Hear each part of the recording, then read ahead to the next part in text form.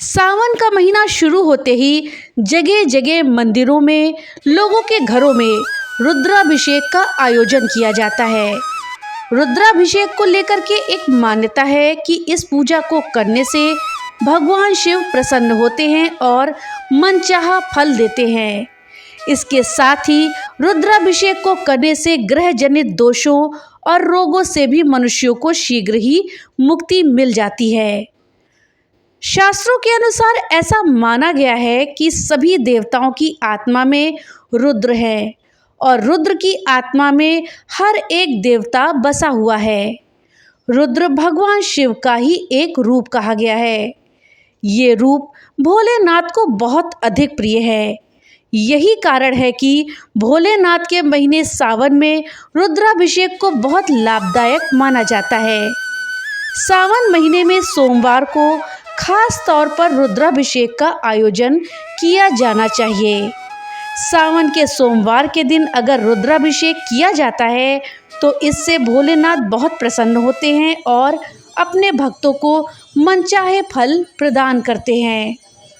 इस अभिषेक को कराने के बाद शमी पत्र, बेलपत्र, दूब और कुश इत्यादि से भोलेनाथ की पूजा करी जाती है और इसके बाद अंत में भोलेनाथ को भोग के रूप में भांग और धतूरा समर्पित करते हैं। रुद्राभिषेक हिंदू धर्म में बहुत महत्व रखता है।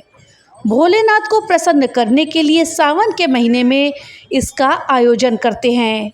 लेकिन दोस्तों, क्या आप जानते हैं कि रुद्राभिषेक आखिर होता क्या है और इसे हम क्यों करते हैं?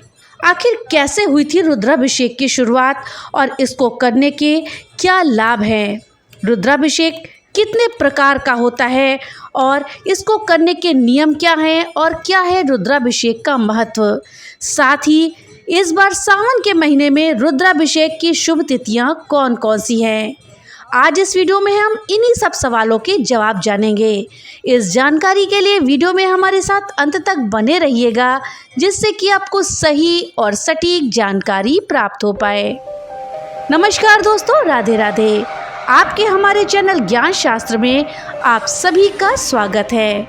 दोस्तों, भगवान शिव में सभी देवों का वास होता है और आपको रुद्राभिषेक करने से उन सभी देवों का लाभ प्राप्त होता है। कहा जाता है कि भगवान शिव का रुद्राभिषेक भक्तों के द्वारा बड़े श्रद्धा और भक्ति के साथ किया जाता है, क्योंकि जब संसार को बचाने के लिए हलाहल विष पी लेने के बाद भगवान शिव के शरीर का तापमान और जलन बहुत ज़्यादा बढ़ गया था, तो उनको शीतल करने के लिए देवताओं ने उनका अभिषेक जल और अन्य शीतल पदार्थों से किया था। इसलिए जो भी व्यक्ति शिव जी को प्रसन्न करने का भाव रखते हैं वो रुद्राभिषेक करते हैं। दोस्तों, प्रश्न उठता है कि रुद्राभिषेक आखिर है क्या? लेकिन दोस्तों, इसको जानने से पहले आपसे एक छोटी सी रिक्वेस्ट है कि अगर अभी तक आपने वीडियो को लाइक नहीं किया है तो कृपया वीडियो को लाइक कर दें और ज़्यादा से ज़्यादा शेयर करें, जिससे कि ये जानकारी अधिकतर लोगों तक पहुँच पाए। और हाँ, अगर चैनल पे पहली बार आए हैं तो कृपया चैनल को सब्सक्राइब कर दें और बेल आइकन दबाना ना भूलें, जिससे कि मेरी वीडियो सबसे पहले आप तक पहुंच सके। तो चलिए वीडियो में आगे बढ़ते हैं और जानते हैं कि आखिर रुद्राभिषेक क्या होता है। दोस्तों, रुद्राभिषेक क्यों किया जाता है और इसको जानने से पहले हमें ये जानना चाहिए कि रुद्राभिषेक आखिर होता क्या है। दोस्तों, अभिषेक शब्द का अर्थ होता है स्नान कराना, इसलिए रुद्राभिषेक का अर्थ हुआ भगवान शिव का अभिषेक करना या उनको स्नान कराना। भोलेनाथ या शिवलिंग पर रुद्र के पवित्र मंत्रों के जाप के साथ उनका अभिषेक किया जाता है। अगर वर्तमान समय की हम बात करें तो अभिषेक को रुद्राभिषेक के रूप में विस्तृत किया गया है। वैसे तो अभिषेक के कई रूप और कई प्रकार हैं, मगर अगर भोलेनाथ को प्रसन्न करना है तो सबसे उत्तम अभिषेक रुद्राभिषेक ही है। रुद्राभिषेक भोलेनाथ को बहुत प्रिय है, इसलिए रुद्राभिषेक करने के बाद भोलेनाथ से मनचाहा वरदान भक्त पा सकते हैं। दोस्तों, अब आइए जानते हैं कि रुद्राभिषेक आखिर हम क्यों करते हैं। अगर कोई भी मनुष्य भगवान शिव को प्रसन्न करना चाहता है तो इसके लिए सबसे अच्छा विकल्प है रुद्राभिषेक। रुद्राभिषेक करने से भोलेनाथ प्रसन्न होते हैं और सारे पापों का अंत करके व्यक्ति को मनचाहा वरदान देते हैं। शास्त्रों में ऐसा बताया गया है कि शिव जी को उनका रुद्र रूप बहुत ही प्यारा होता है। यही कारण है कि भोलेनाथ को रुद्राभिषेक भी बहुत अधिक प्रिय है। ऐसे में जो मनुष्य रुद्राभिषेक का आयोजन करता है, भोलेनाथ उनसे बहुत अधिक प्रसन्न होते हैं। शिव जी को प्रसन्न करने का सबसे श्रेष्ठ तरीका यही है कि भक्तों के द्वारा रुद्राभिषेक किया जाए या फिर किसी विद्वान या श्रेष्ठ ब्राह्मणों के द्वारा इसका आयोजन करवाया जाए। शिव जी ने अपनी जटा में गंगा मैया को धारण किया था, इसलिए शिव शंभु को जलधारा प्रिय माना गया है। जब भोलेनाथ रुद्र रूप में होते हैं तो वो अपने भक्तों के सारे दुखों को हर लेते हैं। इसका अर्थ ये हुआ कि इस पूजा को करने से जो दुख होते हैं उनका अंत हो जाता है। वही जो भी दुख हमारे जीवन में हैं, जिनसे आज हम परेशान हैं, वो सब हमारे स्वयं के पापों का नतीजा है। जो भी हम जाने अनजाने में आचरण कर देते हैं, उसका नतीजा दुख के रूप में हमारे सामने होता है। ऐसे में इनसे मुक्त होने के लिए हमें पूजा अर्चना का सहारा लेना पड़ता है, जिसमें रुद्राभिषेक को सबसे अधिक महत्व दिया गया है। रुद्राभिषेक करने से इंसान शीघ्र ही पापों से मुक्त हो जाता है। दोस्तों, अब हमारे मन में एक प्रश्न और उठता है कि आखिर रुद्राभिषेक की शुरुआत कहाँ से हुई? सबसे पहले रुद्राभिषेक आखिर किसने किया था? रुद्राभिषेक को लेकर के पौराणिक कथाओं में कई मान्यताएं हैं। जब माता पार्वती ने शिव जी से रुद्राभिषेक से मिलने वाले लाभों के बारे में पूछा था, एक कथा के अनुसार एक बार भगवान शिव सपरिवार वृषभ पर बैठ कर के विहार कर रहे थे। उसी समय माता पार्वती ने मृत्युलोक में रुद्राभिषेक कर्म में शामिल लोगों को देखा, तो उन्होंने भगवान शिव से पूछा कि मृत्युलोक में लोग रुद्राभिषेक करके उनकी पूजा क्यों करते हैं? इसका मनुष्य को क्या लाभ मिलता है? जवाब में भगवान शिव ने कहा कि जो मनुष्य शीघ्र ही अपनी कामनाओं को पूर्ण करना चाहता है, वो मेरा अनेक प्रकार के द्रव्यों से अनेक मनोकामनाओं के फल की प्राप्ति के लिए अभिषेक करता है। जो मनुष्य शुक्ल यजुर्वेदीय रुष्ट अध्यायी से अभिषेक करता है, उसे मैं प्रसन्न होकर के शीघ्र मनोवांछित फल प्रदान करता हूँ। इसके अलावा रुद्राभिषेक से जुड़ी हुई एक और प्रमुख पौराणिक कथा है, जिसमें भगवान शिव और रुद्राभिषेक की उत्पत्ति का पता चलता है। इस कथा के अनुसार भगवान विष्णु की नाभि से जो कमल उत्पन्न हुआ था, उसी से ब्रह्मा जी की भी उत्पत्ति हुई थी। फिर एक बार ब्रह्मा जी अपने जन्म का कारण जानने के लिए भगवान विष्णु के पास पहुंच गए। तब विष्णु जी ने उन्हें उनके जन्म का रहस्य बताया और ये बताया कि उनकी उत्पत्ति कैसे हुई है। इस बात पर ब्रह्मा जी को गुस्सा आ गया और ये बात वो मानने के लिए तैयार ही नहीं हुए कि उनको उत्पन्न करने वाले विष्णु जी ही हैं।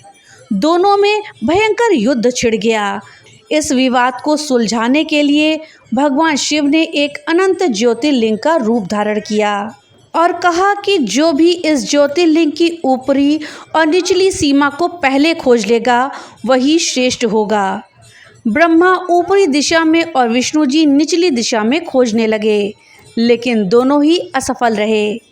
भगवान विष्णु ने अपनी पराजय स्वीकार कर ली, लेकिन ब्रह्मा जी ने झूठ मूठ का एक केतकी का फूल ला करके कहा कि उन्होंने ज्योतिर्लिंग की ऊपरी सीमा खोज ली है और उन्हें ये फूल वहाँ मिला। ब्रह्मा जी के झूठ कहने के कारण शिव जी ने उन्हें श्राप दे दिया कि उनकी पूजा लोग नहीं करेंगे, और केतकी के फूल को भी श्राप मिला कि वो किसी भी पूजा में प्रयोग नहीं होगा। इसके बाद भगवान शिव ज्योतिर्लिंग के रूप में स्थापित हो गए और उन्होंने अपने भक्तों से कहा कि वो जल, दूध, फूलों और फलों और पत्तियों से उनका अभिषेक करें। कहा जाता है कि यहीं से रुद्राभिषेक की प्रथा प्रारंभ हुई थी। हिंदू धर्म शास्त्रों के अनुसार मनुष्य के द्वारा किए गए पाप ही उसके दुखों का कारण बनते हैं। मान्यता है कि अगर व्यक्ति की कुंडली में मौजूद पापों से मुक्ति पाने के लिए रुद्राभिषेक करा जाए तो इससे विशेष लाभ मिलता है। इसके साथ ही इस क्रिया के जरिए व्यक्ति अपने निजी जीवन से जुड़े दुखों से भी आसानी से छुटकारा पा सकता है। दोस्तों, भोलेनाथ को बहुत ही दयालु माना गया है। अपने भक्तों की भक्ति को देखकर वो जल्दी ही उन पर कृपा करते हैं और अपने भक्तों के सभी दुखों को दूर करते हैं। दोस्तों, चलिए जानते हैं कि रुद्राभिषेक कैसे करा जाता है। दोस्तों, रुद्राभिषेक किसी भी सोमवार को हम कर सकते हैं, लेकिन सावन के सोमवार में इस अभिषेक को करना अत्यंत उत्तम माना गया है। रुद्राभिषेक करने के लिए सबसे पहले पूजा घर या फिर उस स्थान को साफ सुथरा और गंगा जल छिड़क करके शुद्ध कर लेना चाहिए जहां पर शिवलिंग स्थापित करना है। इसके बाद अब शिवलिंग को उत्तर दिशा में रखें और अपना मुख पूर्व की ओर करें। श्रृंगी में सबसे पहले गंगा जल डालें और अभिषेक शुरू करें। फिर इसी से गन्ने का रस, शहद, दही, दूध, जल, पंचामृत आदि जितने भी तरल पदार्थ हैं, इससे शिवलिंग का अभिषेक करें। रुद्राभिषेक के दौरान महामृत्युंजय मंत्र का जाप करते रहना चाहिए। महामृत्युंजय मंत्र के अलावा शिव तांडव स्तोत्र, ओम नमः शिवाय या रुद्र मंत्र का जाप भी कर सकते हैं। शिवलिंग का रुद्राभिषेक करने के बाद शिवलिंग पर चंदन का लेप लगाएं और बेलपत्र, सुपारी, पान, भोग और अन्य पूजा की सामग्री अर्पित करें। शिवलिंग के पास धूप दीप जलाना चाहिए और महादेव के मंत्र का 108 बार जाप करना चाहिए और पूरे परिवार के साथ शिव जी की आरती करें। इसके बाद रुद्राभिषेक के जल को किसी पात्र में रख करके पूरे घर में छिड़क देना चाहिए, जिससे पूरे घर में सकारात्मक ऊर्जा का वास हो। फिर इसी जल को प्रसाद के रूप में सब लोग ग्रहण करें। दोस्तों, रुद्राभिषेक मुख्य रूप से 6 प्रकार से किया जा सकता है। जल का अभिषेक, शहद का अभिषेक, दही का अभिषेक, दूध का अभिषेक, पंचामृत का अभिषेक और घी का अभिषेक। रुद्राभिषेक को करने का सबसे अच्छा तरीका ये है कि किसी शिव मंदिर में जाकर के शिवलिंग का अभिषेक करना चाहिए। शिव का जो मंदिर किसी नदी के किनारे या पहाड़ के किनारे हो, वहां स्थित शिवलिंग का रुद्राभिषेक करना तो बहुत ही फलदायी होता है। मंदिर के गर्भगृह में स्थित शिवलिंग का अभिषेक भी फलदायी हो सकता है। अगर आपके घर में शिवलिंग स्थापित है तो आप घर पर भी भगवान शिव का रुद्राभिषेक कर सकते हैं। और इसके अलावा अगर आपको शिवलिंग नहीं मिलता है तो आप अपने हाथ के अंगूठे को शिवलिंग मांगकर भी उसका रुद्राभिषेक कर सकते हैं। अगर आप जल से रुद्राभिषेक कर रहे हैं तो इसके लिए तांबे के बर्तन का इस्तेमाल करें। रुद्राभिषेक के दौरान रुद्राष्टाध्यायी के मंत्रों का जाप करना फलदायी साबित होता है। दोस्तों, रुद्राभिषेक का हमारे जीवन में बहुत महत्व है। अगर कोई व्यक्ति किसी विशेष परिस्थिति या समस्या से ग्रसित होता है तो उस स्थिति में भगवान शिव का रुद्राभिषेक अगर वो कर ले तो उसे समस्याओं से मुक्ति मिल जाती है। हिंदू धर्म में भगवान शिव की पूजा की ये विधि बहुत ही प्रभावशाली और फलदायी मानी गई है। ऐसा माना जाता है कि रुद्राभिषेक के माध्यम से व्यक्ति अपने पिछले जन्म के पापों से भी मुक्ति पा सकता है। व्यक्ति जिस कामना के लिए रुद्राभिषेक को कर रहा है उससे संबंधित द्रव्यों से भगवान शिव का अभिषेक उसे करना चाहिए। दोस्तों, जैसा कि हम सभी जानते हैं कि हिंदू धर्म में सावन का महीना भगवान शिव की पूजा के लिए समर्पित होता है।